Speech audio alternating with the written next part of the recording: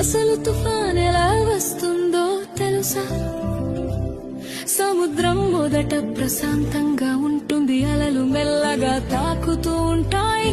కానీ సూర్యుడు బాగా వేడెక్కితే సముద్రపు నీరు కూడా వేడిగా మారుతుంది. ఆ వేడి నీటి మీద ఉన్న గాలి కూడా వేడి అవుతుంది, పైకి ఎగురుతుంది. గాలి పైకి ఎగినప్పుడు కింద ఖాళీ అవుతుంది.